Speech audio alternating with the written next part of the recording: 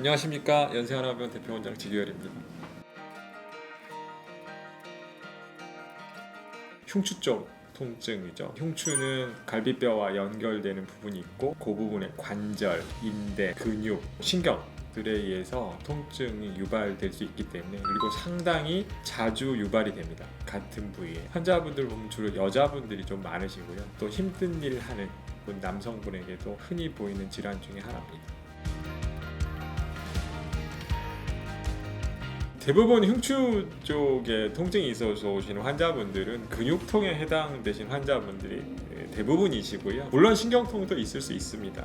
대부분 신경통과 근육통을 구분할 수 있는 방법은 통증 부위를 만져보고 좀 두드려보고 하게 되면 압통점이나 통증이 있는 부분이 있고요. 신경통은 우리 몸에 신경이 가는 길이 있기 때문에 신경이 눌리거나 염증이 있거나 하게 되면 그 신경은 분지가지 부위에서 통증이 유발되고 기능이 상실되는 걸로 나타나기 때문에 근육통과 신경통을 구분하는 건 그렇게 어려운 일은 아닙니다. 근데 대부분 흉추 쪽의 통증은 근육통에 한한다고 할 수 있습니다.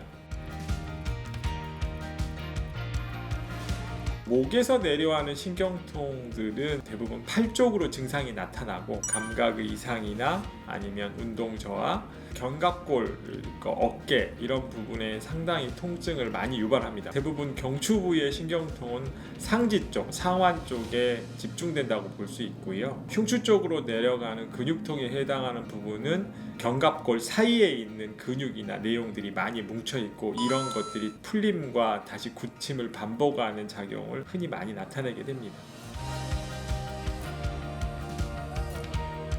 정밀검사의 내용들은 대부분의 환자들은 오셔서 물리치료 하시고 기본 엑스레이 검사하시고 증상이 호전이 없을 때 고려해보는 마지막 단계라고 볼 수 있고요. 아니면 초반에 오셨을 때 환자가 신경학적 증상과 내용이 연결돼 있다.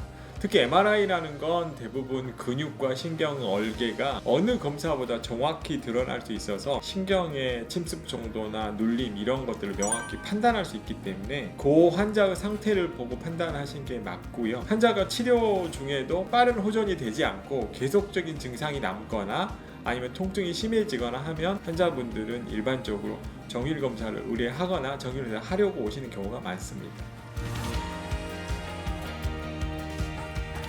대부분 허리 통증이 있을 때 어르신들이 항상 하시는 말씀은 활동을 줄이고 눕는 거죠. 그게 가장 좋은 방법이긴 하고, 움직이셔야 될 상황에서는 보조기, 흔히 어머님들이 말하는 복대라고 하시죠. 그런 걸 좀 차시는 게 허리의 가동 범위 자체를 훨씬 더 줄여서 통증을 줄일 수 있는 방법이고요. 두 번째는 그 부분에 피나 순환이 잘 되도록 따뜻한 온찜질이나 이런 것들을 해주는 게 훨씬 더 효과적이시죠. 그리고 이제 대부분 어르신들은 상비약이나 드시다 안 먹고 놔두시는 약들이 상당히 많기 때문에 그런 약들을 너무 시간이 오래되지 않은 상황에서 소염제 같은 걸 드시면 병원에 오지 않고 그냥 급성으로 환자가 생겼을 때 가장 효과적으로 대처하는 방법이 되지 않을까 생각이 됩니다. 그렇지만 모든 질환들은 그것은 일시적인 방법일 거고, 전문의와 상의해서 치료하시는 게 빠른 회복과 올바른 치료로 도달할 수 있는 지름길이 아닌가 생각됩니다.